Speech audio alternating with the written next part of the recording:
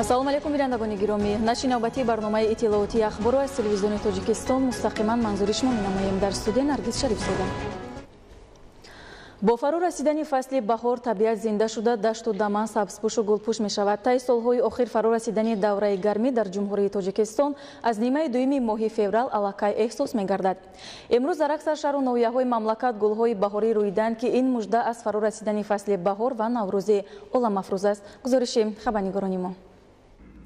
дар ҷумҳурии Тоҷикистон бо вуҷуди бориши барф дар рӯзҳои гузашта табиат дар водиҳо аз паси сар шудани фасли дай ва фарӯрасидани баҳори хуҷастапай мужда медиҳад.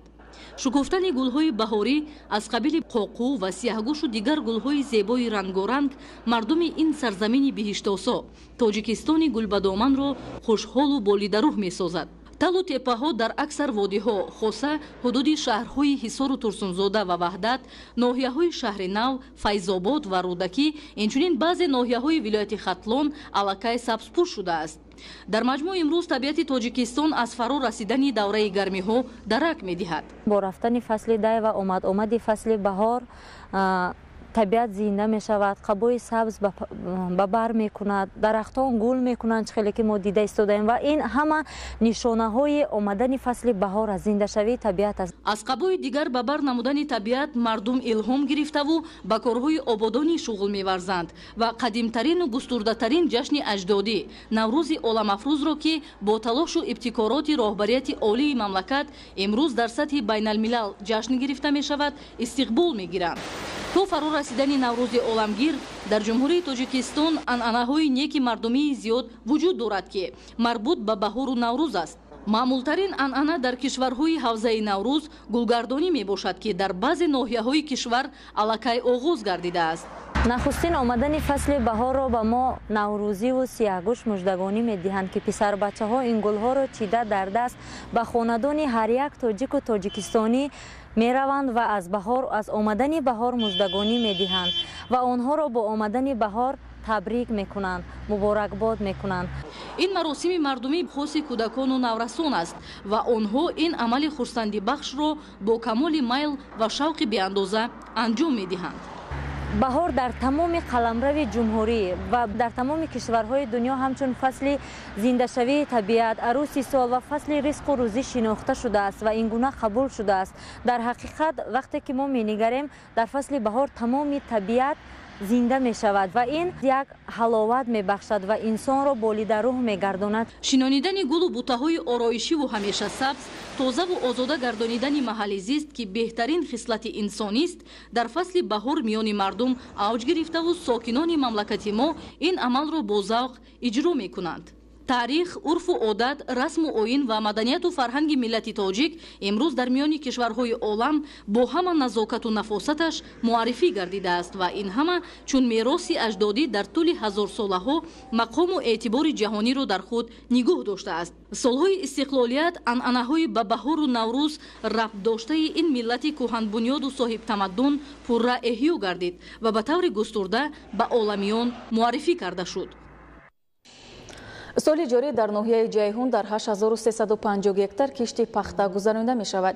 барои сари вақт анҷом додани ин маъракаи муҳим на камтар аз 530 техникаи соҳавӣ машғули кори саҳро хоҳанд буд. гузориши худоидоди Раҷаб ва Искандари Саид.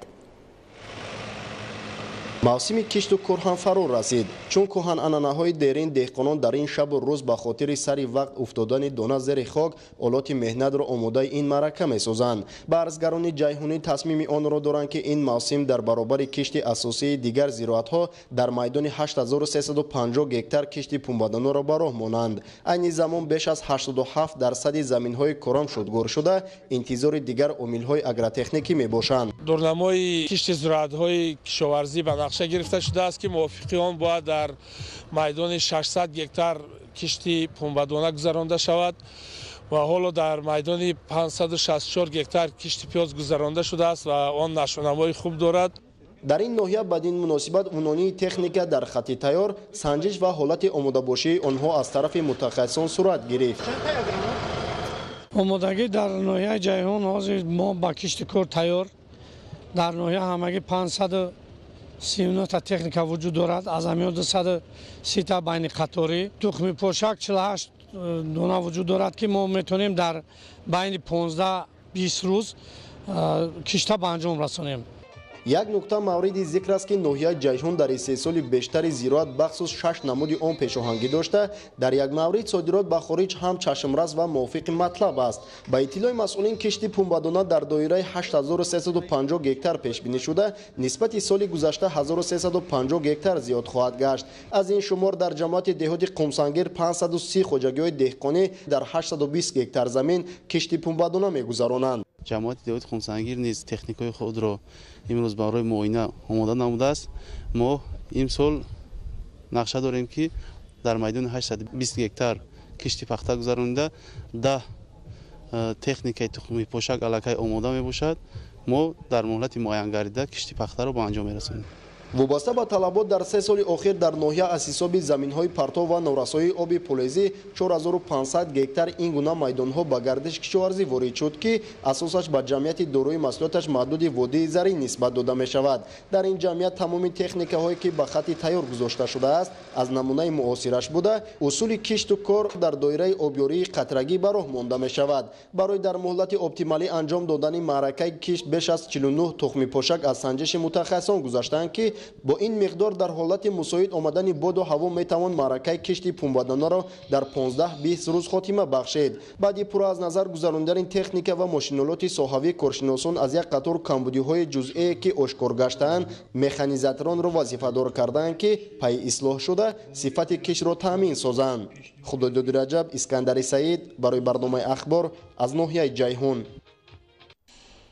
امروز در دوره آمادگی‌ها به استقبال سزاوار از 30 سالگی استقلالیت دولتی تدبیرهای آبادانی و سازندگی در همه شهر و ناحیه‌های مملکت ادامه دارد.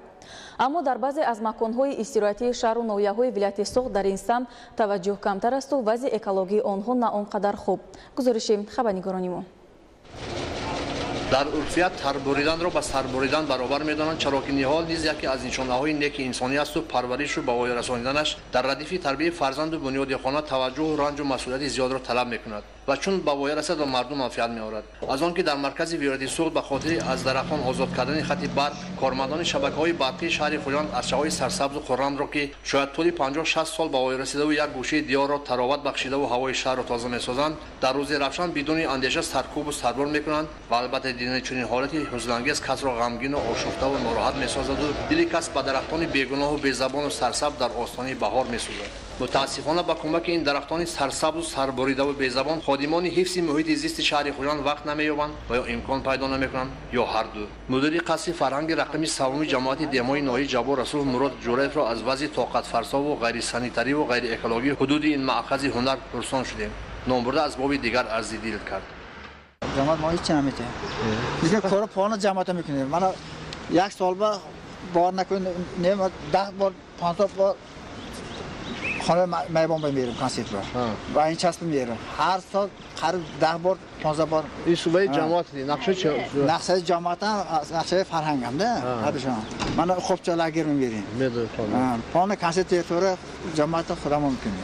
اینو دستگیریش مزاش نه راهکار تحصیل هم خدا تلفن کنه فلان جای رفته کانسیت من خب میگم اپراتور همه چیز هست و اپراتور جماعت مایلش موندگی ما آوردگم نیه ژاپن اپراتور همه چیز هست اینا فقط ما قزوار تو نیز میگه رئیس جمهور اگه جا میگیرد اینا حیران خیر چون وضع سانیتری و اکولوژی حدود قصری ویرانه و ولنگار خانه مدنیت را که در اصل از فرهنگ و تمدن و مدنیت آثاری نداشت از نزدیک دیدیم واقعا غمگین‌تر و ناراحت‌تر گشتیم.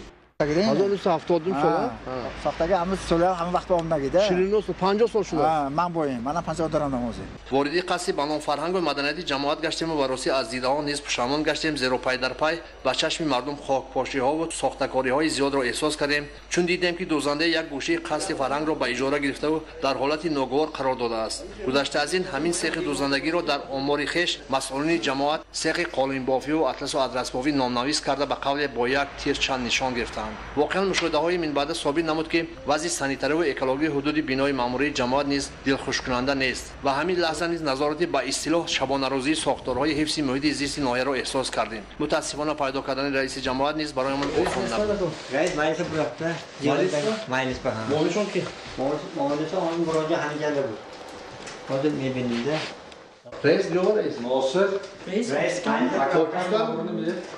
رستی نوازی رئیس جماعت رستی وقتی که از شهرهای دوشنبه خوجند توسط جماعت دهمای ناحیه جوار رسول گذر میکند از دور به دیدن یک بینای با حشمتی بنام فرهنگ جای آباد مد نظر میآورد اما در اصل اینطور نیست اگر از یک جانب ویران و ولنگاری قصی فرهنگ کس را غمگین و پریشان خاطر سازد از جانب دیگر حالت طاقت فرسای محیط اطراف آن به زبان آمده و از بیننده پرسان میشود که در این ناحیه و در این شهر و در این ولایت چرا خادمان حفظ محیط زیست چنین حالت را نمیبینند و اگر بینند چرا چاره نمیاندیشند همین سوال را از درختان سربریده و سرکوب مرکزی ولایت نیز میتوان شنید барномаи ахборро идома медиҳем дар натиҷаи ҳамлаи гурӯҳи силоҳбадастон ба чанд минтақаи аҳолинишини штати кадунаи нигерия зиёда аз 130 нафар ба ҳалокат расид сӯхтор дар як бинои истиқоматии шаҳри галифакси канада сабаби марги 7 кӯдак шуд шарҳин ва дигар хабарҳо аз хориҷи мамлакат дар минтақаи лижаронии кранмантанаи швейтсария тарма фаромад дар натиҷа 12 лижарон зери тарма монданд кормандони хадамоти наҷодиҳӣ зимни амалиёти ҷустуҷӯи 4 лижаронро аз зери барфдуда бо ҷароҳати гуногун ба берун бароварданд табибон вазъи саломатии захмиёнро вазнин арзёбӣ мекунанд дар маҳалли ҳодиса кормандони хадамоти дахлдор барои пайдо кардани бенишонгаштагон бо техникаҳои махсус фаъолият доранд шумораи ҳалокшудагон бар асари ҳамлаи силоҳбадастон ба чанд деҳаи штати кадунаи нигерия ба зиёда аз 130 нафар расида даҳо каси дигар бо ҷароҳати гуногун дар беморхона бистарианд 22 нафар аз ҳалокшудагонро кӯдакон ташкил медиҳанд силоҳбадастон дар чанд деҳаи штати кадуна ҷониби одамон оташ кушода сипас манзилҳои истиқоматиро оташ заданд кормандони сохторҳои қудратии нигерия дар рафти гузарондани амалиёти махсус бо гумони даст доштан дар ҳамла ба деҳаҳои штати кадуна 11 нафарро боздошт карданд дар нигерия аз сабаби зиёд будани гурӯҳҳои силоҳбадаст сокинони осоишта пайваста мавриди ҳамла қарор мегиранд дар як бинои истиқоматии шаҳри галифакси канада сӯхтор сар зад бар асари ҳодиса 7 кӯдак ба ҳалокат расида 2 каси дигар ҷароҳат бардошт ҳалокшудагону захмиён узви як оила мебошанд аз рӯи маълумоти расида дар бино як оила аз сурия зиндагӣ мекарданд шоҳидони ҳодиса иброз медоранд ки қабл аз сар задани сӯхтор дар бинои истиқоматӣ садои таркишро шунидаанд алангаи оташ дар муддати кӯтоҳ биноро фаро гирифтааст кормандони хадамоти оташнишонӣ барои хомӯш намудани сӯхтор чанд соат мубориза бурданд сабабҳои ба амал омадани сӯхтор дар бинои истиқоматӣ дар шаҳри галифакси канада муайян нест кормандони сохторҳои қудратии босния ва герсеговина зимни амалиёти махсус 6 нафарро барои робита доштан бо гурӯҳҳои террористӣ боздошт карданд амалиёт дар қисми шимолии ин кишвар гузаронда шудааст аз рӯи маълумоти кормандони сохторҳои қудратии босния яке аз боздоштшудагон аъзои гурӯҳҳои қочоқчии инсон мебошад дар яке аз хиёбонҳои шаҳри марсели франсия ҷинояткори бо корд мусаллаҳ ба роҳгузарон ҳамла карда 4 нафарро захмӣ намуд ҳангоме ки кормандони мақомоти полис ба маҳалли ҳодиса омаданд силоҳбадаст муқовимати мусаллаҳона нишон дод ки дар рафти тирпаронии кормандони сохторҳои қудратӣ аз ҷароҳати вазнин ба ҳалокат расид дар бораи шахсияти силоҳбадаст маълумот дода нашудааст дар минтақаҳои атрофи шаҳри монтереи мексика дар натиҷаи тирпаронӣ 11 сокини осоишта ба ҳалокат расида чанд каси дигар ҷароҳат бардоштанд тибқи иттилои кормандони сохторҳои қудратӣ силоҳбадастон дар минтақаҳои гуногуни шаҳри монтерей ҷониби сокинон оташ кушода ба самти номаълум фирор карданд шаҳри монтерей дар штати нуэво леони мексика ҷойгир буда яке аз шаҳрҳои ноамни ин кишвар ба ҳисоб меравад зеро дар шаҳри мазкур гурӯҳҳои нашъаҷалоб зиёд мебошанд коршиносони кумита оид ба огоҳсозии шиканҷаи шӯрои аврупо иброз медоранд ки дар қароргоҳи гурезагони филакиёи юнон ки начандон дур аз марзи Туркия ҷойгир аст, муҳоҷирон дар ҳолати бади санитарӣ ва чун маҳбус нигоҳ дошта мешаванд. аз рӯи маълумоти расида дар қароргоҳи мазкур дар 1 метри мураббаъ 1 гуреза зиндагӣ мекунад. ҳукуматдорони юнон изҳор медоранд ки аз сабаби зиёд будани гурезагон дар ҳудуди кишвар ба мушкилиҳои зиёд дучор гардиданд. дар яке аз роҳҳои вилояти лағмони ҷумҳурии исломии афғонистон дар натиҷаи тарки 6 нафар ба ҳалокат расид. мувофиқи маълумоти васоити ахбори оммаи маҳаллӣ, ҳангоме ки нақлиёт аз роҳ мегузашт, маводи тарканда ба кор дароварда шудааст. ба гуфтаи кормандони мақомоти полис, таҷҳизоти таркандаи худсохро гурӯҳҳои ҷиноятпешаи маҳаллӣ дар роҳ хобондаанд. дар шаҳри оромияи Эфиопия ду нақлиёти боркаш ба ҳам бархӯрданд. дар пай ҳодиса 15 нафар ҳалок шуд. ба гуфтаи кормандони мақомоти полис, як нақлиёти боркаш бо суръати баланд ба дигар мошини боркаш бархӯрдааст. дар ҷои ҳодиса кормандони мақомоти марбута барои дақиқ кардани сабабҳои рух додани садама фаъолият доранд. дар ҷазираи Ситсилия, Италия, вулқони Этна хуруҷ кард. чангу хокистари вулқони мазкур дар фазо паҳн гардид. вулқони Этна дар давлатҳои Иттиҳоди Аврупо баланд ва фаъолтарин ба ҳисоб меравад. давоми 2 моҳи охир ин маротибаи дуюм аст ки фаворазании вулқони Этна ба қайд гирифта мешавад. дар шаҳри Бангалори, Ҳиндустон, 2 ҳавопаймои омӯзишии қувваҳои ҳарбии ҳавоии ин кишвар ба ҳам бархӯрданд. ба сарнишинони тайёраҳо муяссар гардид ки худро ҳаво диҳанд, аммо як сарнишин аз ҷароҳати вазнин ба ҳалокат расид. сабаби ба ҳам бархӯрдани тайёраҳо ба иштибоҳ роҳ додани як сарнишин арзёбӣ мегардад. мавзӯи дигар, тамокукашӣ ба марги инсон оварда мерасонад. ба андешаи мутахассисони соҳаи тиб, дар таркиби дуди тамоку моддаҳои заҳрноке мавҷуданд ки инсонро мубталои бемориҳои табобатнашаванда мегардонанд. Зульфия Раҳимзода доир ба зарари тамоку маълумоти бештар медиҳад. истифодаи тамоку на ин ки ба саломатии шахси тамокукаш, балки ба нафароне ки дар наздикии ӯ қарор доранд зарар дорад. таркиби дуди тамоку моддаҳои заҳрнок монанди цианид, мишяк ва никотин дору мебошанд ки онро ба кислотаи цинилӣ баробар мекунанд. ин моддаҳо тани солимро ба дардҳои гуногун гирифтор мекунанд. никотин ба узвҳои асаб, ҳозима, роҳҳои нафаскашӣ, дилу рагҳои хунгард, гурда, ҷигар ва ғайра таъсири бад мерасонад. муайян карда шудааст ки тамоку метавонад сабаби зиёдшавии дараҷаи бемориҳои дилу рагҳо, дар давраи бадтари ҳаёт бемориҳои саратонӣ, махсусан саратони шуш ва зиёдшавии фавт аз бемориҳои узвҳои нафаскашӣ гардад. истифодаи тамоку миёни занон ва наврасону ҷавонон дар тамоми давлатҳои ҷаҳон нигаронкунанда арзёбӣ мегардад. бино ба маълумот 90% заноне ки ба истеъмоли тамоку даст мезананд, ҳатто дар овони ҳомиладорӣ аз ин амали номатлуб худро канор намегиранд. никотин ҷабиши ғизоро аз рӯйдоҳо суст мекунад, асаби марказиро ангезида, фишори хунро баланд, хунрагҳои маъидаро танг, нафаскаширо тез, лобпардаҳои бронхоро ба ангезиш оварда боиси бронхити музмин, бронхитҳои обструктивӣ ва астмаи бронхиалӣ ва инкишофи тадриҷии эмфисемаи шушҳо оварда мерасонад. таъсири манфии тамоку ҳангоми ҳомиладорӣ дар давраи дохилибатнӣ метавонад эҳтимолияти мурдатаваллудкунӣ ва ё нуқсонҳои модарзодиро зиёд намояд. ҳангоми ширмакунӣ тамокукашӣ сабаби синдроми марги ногаҳонии навзод шуда метавонад. бадтар дар синни кӯдакӣ ва наврасӣ таъсири тамоку метавонад сабаби бемориҳои ҷиддӣ ва ҳатто маъюбшавии фарзандон гардад.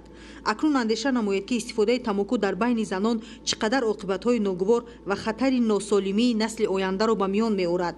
андеша бояд кард ки истифодаи тамоку дар байни занон ба менталитет ва одобу ахлоқи тоҷикона ҳаргиз рост намеояд. аз рӯи таҳлили коршиносони байналмилалӣ дар асри 20 дар сатҳи ҷаҳон тамоку сабабгори марги беш аз 10 миллион одамон гардидааст. онҳо ба он назаранд ки агар ин тамоюл идома ёбад, ин шумора дар асри 21 метавонад ба 1 миллиард расад. ба онҳо ҳамин қадар тавсия дода метавонам ки вақти онҳо аз тамоку вобастагӣ организмашон доранд, онҳо ҳатман бояд ба духтурони нарколого муроҷиат кунанд ва аз онҳо маслиҳат гирифта аз ин одати бад даст кашанд, ба худмуолиҷакунӣ машғул нашаванд. ба хотири пешгирӣ кардани чунин оқибатҳои ногувор ва мубориза алайҳи ин амали номатлуб дар ҷумҳурии тоҷикистон низ қонуни ҷумҳурии тоҷикистон дар бораи маҳдуд намудани истифодаи маҳсулоти тамоку аз соли 2010, фармони президенти ҷумҳурии тоҷикистон дар бораи танзими муомилоти маҳсулоти тамоку аз соли 2013 ва нашри нави қонуни ҷумҳурии тоҷикистон дар бораи маҳдуд намудани истифодаи маҳсулоти тамоку аз соли 2018 мавриди татбиқ қарор доранд ки мақсади асосии амалишавии онҳо роҳандозӣ гардидани тарзи ҳаёти солим мебошад. муҳим аст ки ҳар нафар ба хотири солимии худ ва наздикону аҳли ҷомеа ибораи тарки одат амри маҳолро баҳона накарда як тараф гузоранд ва зиндагии солиму хушбахтонаро пеш гиранд. саломатӣ барои инсон сарвати бебаҳо аст. олимон исбот карданд ки агар 10 сол пеш наздики 100 нафар дар як сол аз бемории омоси майнаи сар ба духтурон муроҷиат мекард, солҳои охир теъдоди чунин беморон қариб ба 400 нафар расидааст. сабаби асли зиёдшавӣ гирифторшавӣ ба омоси сар аз меъёр зиёд истифода бурдани телефони мобилӣ будааст. Нуриддини Қурбон гузориш медиҳад. айни замон дар тоҷикистон наздики 6 миллион нафар дорои телефони мобилӣ мебошанд. рушди бо суръати технологияи муосир тавонист дар ҳаёти имрӯзаи инсон тағйироти куллӣ ба вуҷуд орад. бо пайдо шудани телефони мобилӣ кори инсоният хеле осон гардид, вале истифодаи аз ҳад зиёд ва бемавриди телефон ба саломатӣ хатари зиёд дорад. аз рӯи таҳқиқи коршиносон тақрибан 70% аҳолӣ бо телефон зиёда аз 30 дақиқа дар як рӯз гуфтугӯ мекунанд. олимони соҳаи тиб мегӯянд телефони мобилӣ бевосита ба мағзи сар сарукор дорад ва дар сурати зиёд истифода бурданд чанд карат таъсири зарари майдони электромагнитиро ба мағзи сар зиёд менамояд. дар натиҷа инсон ба бемориҳои гуногун аз ҷумла омоси сар, фаромӯшхотирӣ, асабонӣ гирифтор мешавад. натиҷаи тадқиқоти анҷомдодаи олимони соҳаи тиб муайян кардааст ки дар тоҷикистон танҳо 20% истифодабарандагон аз зарари телефони мобилӣ огаҳанду халос. мутаассифона бештари ҷавонон соатҳои зиёд бо телефони дастӣ гуфтугӯ мекунанд. ин ҳолатро падару модарон бо чашми худ мебинанд ва ба он чандон аҳамият намедиҳанд. давоми солҳои охир теъдоди зиёди бемориҳои шорбаланде, бемориҳои ишемикии дил, бемориҳои саратон, аз он ҷумла саратони майнаи сар, саратони ҳуҷайраҳои хун ва инчунин ҳуҷайраҳои бофтаҳои устухони, бофтаҳои нарм ва инчунин бемориҳои узвҳои саратони бемориҳои узвҳои ҳозима теъдодашон дучанд зиёд шудааст. яке аз омилҳои асосие ки ба ин бемориҳои асосӣ оварда мерасонад ин таъсири аз меъёр зиёд истифода бурдани телефонҳои мобилӣ мебошад ки ба организми инсон бо таъсири нурҳои зарарноки ултрабунафш таъсир карда сохтори ҳуҷайраҳои таркибии тамоми организмро дигаргун месозанд ки дар натиҷа зиёд пайдо шудани бемориҳои саратон мегардад. зарари дигари телефон ин истифодаи гӯшмонакҳо мебошад. ҳангоми зиёд ва баланд гӯш кардани мусиқӣ бо гӯшмонакҳо он ба паст шудани шунавоӣ оварда мерасонад. имрӯз кӯдакони хурдсол ва мактаббачагон низ аз телефони мобилӣ васеъ истифода мебаранд. онҳо телефонро на танҳо чун воситаи гуфтугӯ балки бештар барои бозӣ истифода мекунанд. кам нестанд имрӯз ҷавононе ки аз хирашавии чашм шикоят накунанд. ҳангоми зиёд ва аз наздик нигоҳ кардан ба экрани телефон он нури чашмро хира мекунад. зарари телефон ба инсон ин якум ба системаи шунавоӣ ба хароб гаштани системаи марказии асаб ҳатто тонобиноӣ оварда мерасонад. таъсири манфие ки дар охир оварда мерасонад метавонад ба бемории саратони майнаи сар, яъне ки ба узви босира, узви шунавоӣ оварда мерасонад, ҳатто то кару гунгӣ ҳам оварда мерасонад. табибон таъкид медоранд ки организми кӯдак ҳангоми истифодаи телефони мобилӣ бештар аз калонсолон зарар мебинад. кӯдак зуд хаста шуда рӯҳияаш ноустувор мегардад, дар натиҷа зуд асабонӣ ва бадмуомила мешавад. ҳангоми зиёд гап задан бо телефон майнаи сар карахт ва таби инсон хира мешавад. барои эмин будан аз таъсири манфии телефон ба саломатӣ ҳар шахс бояд маърифати баланди истифодабарии телефони дастиро дар мадди назар гузорад. ҳамзамон ҳангоми хоб рафтан аз худ дур гузоштани телефони мобилиро ҳеҷ гоҳ фаромӯш насозад. Нуриддини Қурбон, Убайдуллои Сайвалӣ барои барномаи ахбор. дар замони муосир дар баробари дигар бемориҳои сироятию хатарзо бемории диабети қаниз яке аз мушкилоте аст ки ҷомеаи ҷаҳонро нигарон кардааст. мутаассифона дар ҷумҳурии Тоҷикистон низ гирифторони ин беморӣ зиёд буда барои пешгирӣ ва муолиҷа аз ҷониби давлат ва ҳукумати ҷумҳурии Тоҷикистон тадбирҳои зарурӣ амалӣ карда мешавад. Нуралӣ Сафомиддин мавзӯъро пайгирӣ кардааст. диабети қанд аз бемориҳое мебошад ки дар ҷисми шахси гирифтор ба он гормонҳо бо номи инсулин тавлид намешавад ва ё агар мавҷуд ҳам бошад ба шакли зарурӣ фаъолият намекунад. در شخصان دچار این بیماری با دلیل آن که انسولین کمبودی دارد و به خوبی عمل نمی‌کند قند یا گلوکوز در خون بالا می‌رود. سبب این عامل را متخصصان در فربهی زیاد و از معیار زیاد موجود بودن خلسترین در ترکیب خون می‌دانند. علامت‌های پیدایشی بیماری دیابت قند بسیارتر بیماران مراجعت می‌کنند با خشک شدن دهان، تشنگی، زیاد نوشیدن آب، تست پیشاب رانی، خیره شوی چشمان، درد و سوزش پایها، خراب شوی، دیر شفایابی زخمها، زود سرایت یابی. در بین کودکان طفلان نوزاد باشد این به یگان علامت خراب شوی طفل، خشک شدن پوست و پرده های لابی طفل و هنگام پیشاب کردن در لطچه یا اینکه در ازارچه طفل شخشولی پیدا می شود که این علامت های پیدایشی بیماری دیابت قند در طفلان نوزاد می باشد. نوابسته از آنی که پس از صاحب استقلال گردن جمهوری تاجیکستان امکانات سازگار فراهم آورده شده است، متاسفانه سال تا سال شماره گرفتاران بیماری دیابت قند بیشتر می گردد. طبق اطلاع متخصصان ساحه طب، بیماری دیابت قند به دو مرحله جدا می گردد. بیماری دیابت قند را به دو گروه جدا می کنند. نوع یکم و نوع دوم. بیماری دیابت قند نوع یکم را انسولین وابسته میگویند، چون که به توجیه غدود ذهن معده این گونه بیماران انسولین حاصل نمیکنند یا اینکه مقدار حاصل کردنشان خیلی کم است که طلبات ما را قانع گردانیده نمیتواند. با اینها گرفتار میشوند از دوره نوزادی تا سن 35 ساله. دیابت قند نوع دو را انسولین وابسته میگویند، چون که به توجیه غدود ذهن معده این گونه بیماران انسولین حاصل میکنند، لیکن انسولین وظیفه خود را اجرا کرده نمیتواند، یعنی مقدار قند را از خون گرفته به حجره ها برده نمیتواند. از این لحاظ قند در خون زیاد میشود. به این گروه گرفتار میشوند از یعنی کلانسالان، یعنی از سن 35 ساله بالا. بیماری دیابت قند امکان دارد عامل با وجود آمدن عریضه های رگ های قلبی گردد. توصیه داده می شود که شخص بیمار باید وزن خود را در حد میانه نگاه داشته، در دایره پیشنهاد طبیبان عمل نموده، از استعمال خوراک های گوناگون خودداری کند. بیمارانی که گرفتار دیابت قند هستند آنها باید از استعمال محصولات های قنادین، یعنی شیرینی های قنادین آنها باید دست کشند. استعمال کردن چرب، از استعمال چرب ها و استعمال خمیری را باید کم کنند. محصولات هایی که یعنی گوشتی که روغن ناکیشان زیاد هستند آنها باید کم استعمال کنند و کوشش کنند که در خوراک هنگام تیار کردن از روغن های رستنی بیشتر استفاده برند و محصولات های شیری که روغن ناکیشان کمتر هست آنها باید بسیارتر استعمال کنند. بیماری دیابت قند فعالیت حجره های عضو انسان را سوس کرده، همچنین باعث پیدا کردن درد در عضوهای گوناگون انسان می شود. طور در عرفیت می گویند طبیب هر شخص خود اوست. نورعلی صفوالدین، مقصد برای برنامه اخبار. بینندگان گرامی، این بود برنامه اطلاعاتی اخبار از تلویزیون تاجیکستان. خیر، سلامت باشید.